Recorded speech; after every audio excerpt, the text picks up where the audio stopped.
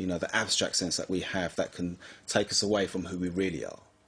What I'm talking about is coming back into the self and allowing the self then to honour consciousness and consciousness to be within the self. That takes time.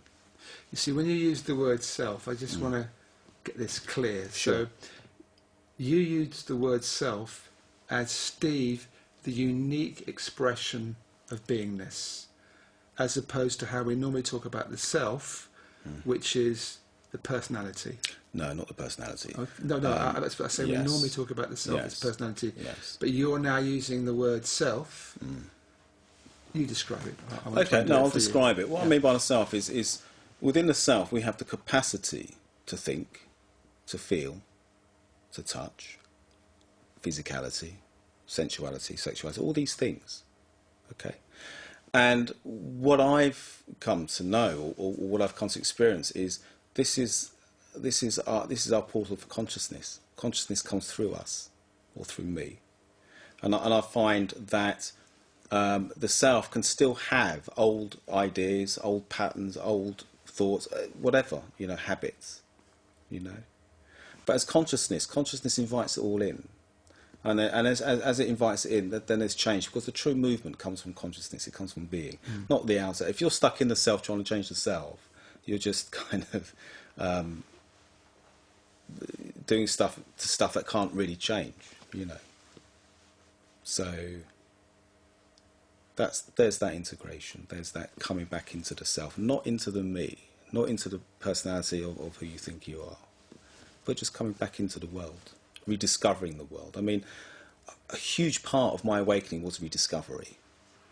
I remember rediscovering my mental capacity.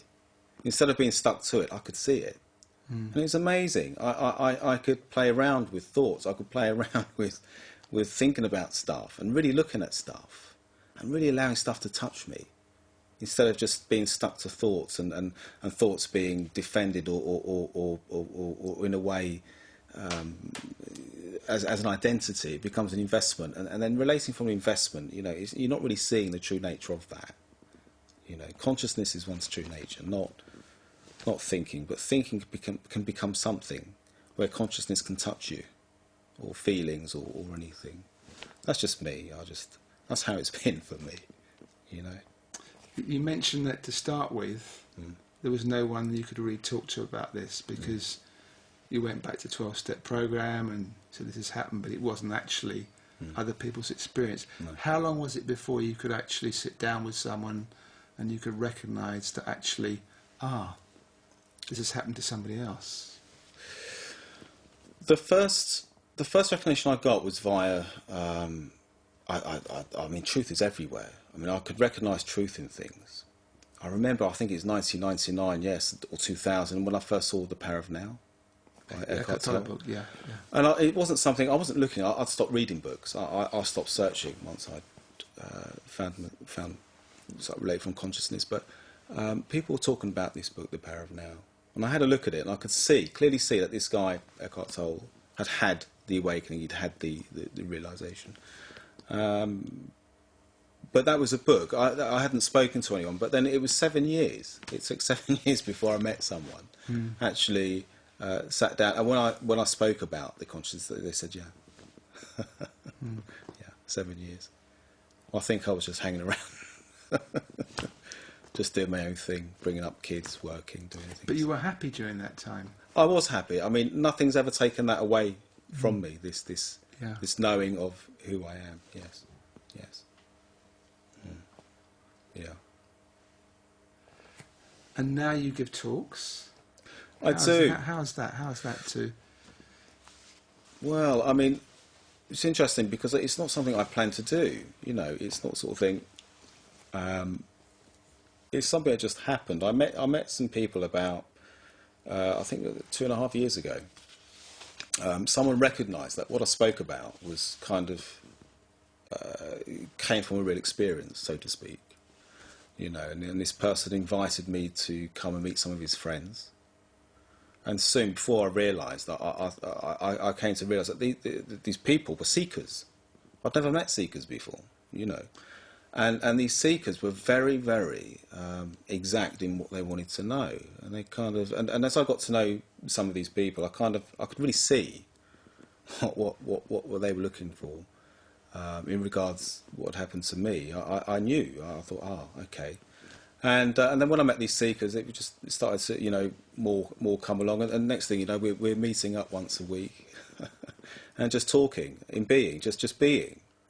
And just talking and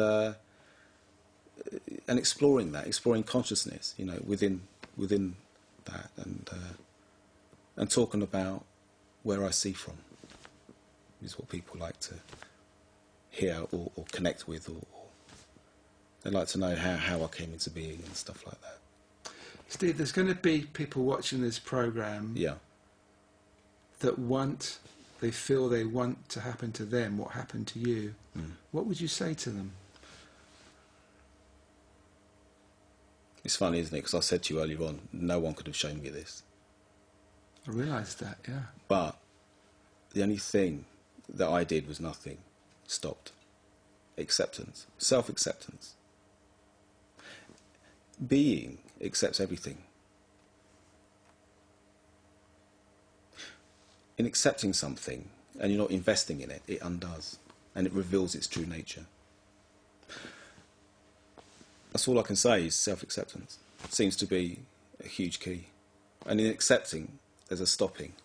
After the stopping, there's like a revelation or a seeing. Yeah. Sounds very easy.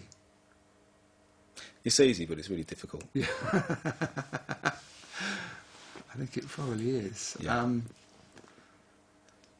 Do you feel that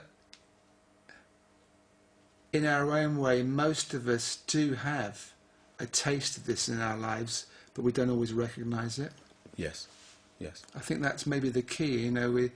I was talking with someone a couple of weeks ago in one of these interviews, and the subject of the ordinary awakening came up. And as if we're approaching a time, we don't have time now to go into all the reasons for that, that a one-time awakening was for people in caves in the Himalayas, or people that had done seeking for many, many years and a lot of discipline. And now it's happening to people like you that weren't even trying to, you were basically just trying to sort yourself out. You weren't actually trying to get awakened as such, it seems. No, not at all. No. Yet something happened. You awakened. Yes. And it seems to be happening. It seems to be happening to people spontaneously. People are coming to being. But it's just the most ordinary, extraordinary thing. I mean, for me, I am aware that there was tremendous pressure placed on the self. There was the not going back into childhood because it wasn't true. And then there was working the program but relating from the 12 steps. And I thought, that's not relating from me, and it hasn't revealed me.